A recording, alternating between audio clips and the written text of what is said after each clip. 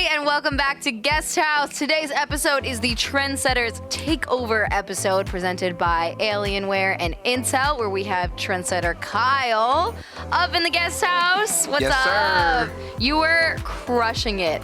Thank you. You know what? I just, I just had a moment, and then I patted myself on the back, because even though we didn't get past 3, I feel like I was crushing it. No, you were. And if I hadn't died, I feel like we would have absolutely We would have totally won, yo. So, just shouts out to us, and shout out to us. I couldn't ask for a better teammate, yo. Aw, thanks. Me too. I'm sorry that I inted and I died. It's okay. It's okay. I just, I think I figured something out there. So you recently filmed a piece with Alienware, and we want to take a quick look at that video. We have a clip of it right now that we're going to take a look at. Oh, let's watch it. Yes. Yeah, let's see it. Before you walk out on stage, you're walking the plank every time. It doesn't matter how big you get. When you're really nervous and when you're really shy, that is the most difficult thing to do. And then you finally learn to just go blank and just walk the plank. A trendsetter, to me, is somebody who goes against the grain in order to make a more positive change. If I just start making all my music geared towards helping people who are sad, I was like, that's a mission that can last me a lifetime.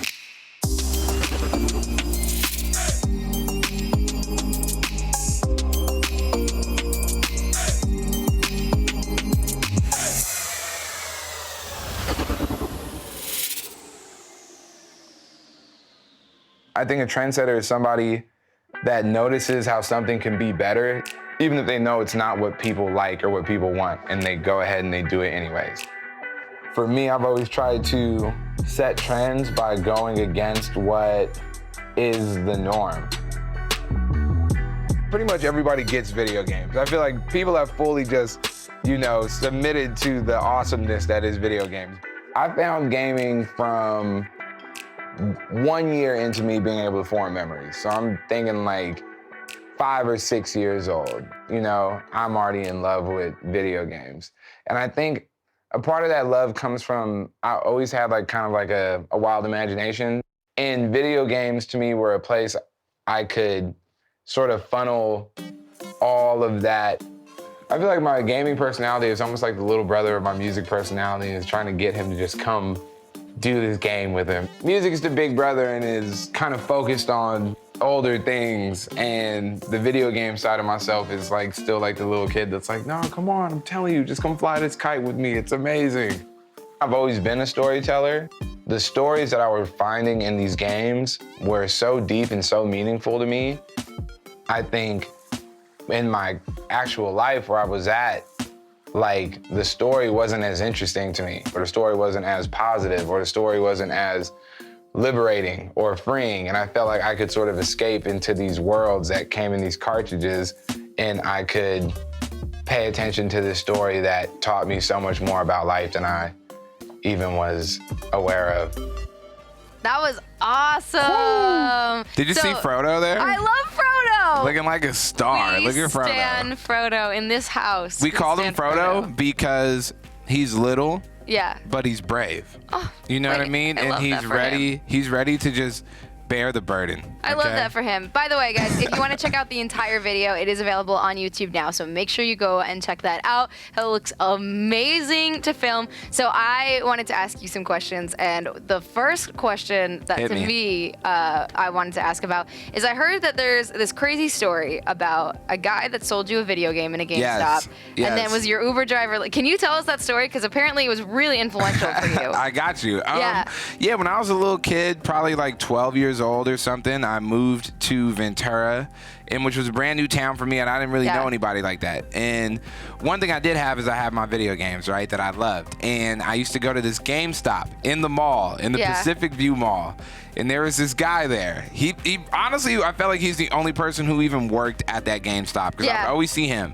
And when I'd walk in, I was a little kid, and I was like, I'm looking for a nice RPG game, something I could really get lost in.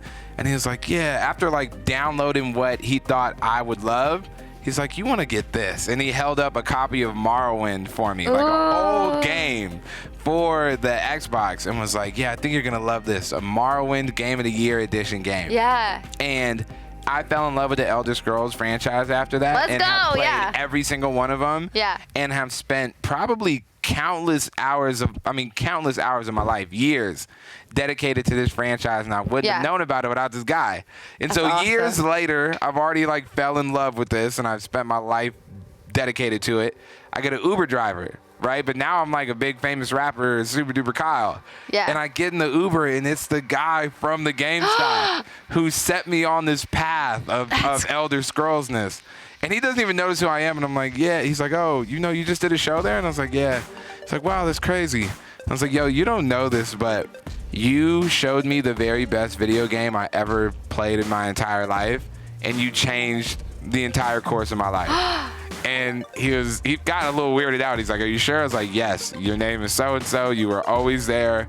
Oh my God. You know what I mean? Yeah. You were always at that GameStop, and you took care of me since I was like 12 years old. So thank you. Oh, wait, that's crazy. Also, I think nuts. it's really cool that you remembered him, because I feel like I don't necessarily remember all of those faces. It's like I couldn't forget. So cool. I couldn't forget the dude who gave me the game that changed my life. That's amazing. Oh, that's so wholesome. So that shoot that you just did looks so fun, and I guess we wouldn't have had it without this guy, without you really spiraling into gaming like that. What was the overall experience of filming with Alienware like, and why were you attracted to this project in particular in the first place?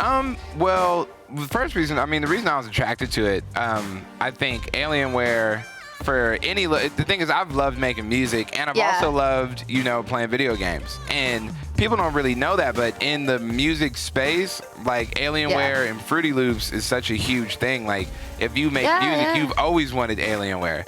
So it just felt like the Ferrari of computers wanted to do something with me, and I was very down. So that was cool. And then I guess sorry, the first part of your question was... Well, you also said that you talked about Alienware's and about gaming. You talked to Alienware about gaming's ability to transport you to other places, right? Yeah. Why is that important to you? Well, for me, I think the most important part of life, and I think especially the most important part of being a creative, is just stories. Yeah. I think storytelling is the single largest driver of like human, interaction with each other. I think we love stories. And when I think about the best stories that have shaped my life, I think video games is the first one for me. And I think some of these stories I've interacted with as a little kid by playing some of these very long RPG games have impacted me the most, and they've made me the person I am today. And so I kind of owe all of that to video games. And I think it's made me a better songwriter. I think it's made me a better actor. It's made me a better, TV producer. Any of the things it is I'm doing, storytelling is at the forefront of it. And I learned the most about storytelling from video games. That's awesome. I love that. Well, guys, make sure you check out the whole video. It's available on YouTube now. You can see Kyle hang out with Alienware, talk about it. You already saw him doing a bunch of cool stuff on his gear in that little clip that we had. So go check that out. We're going to take a quick break, and then we're getting this third boss. We're getting it. I got technique now. I got skills. We're gonna kill it. Yes, we're getting it. Don't go AFK, because we're getting after it right after this. Woo! Woo.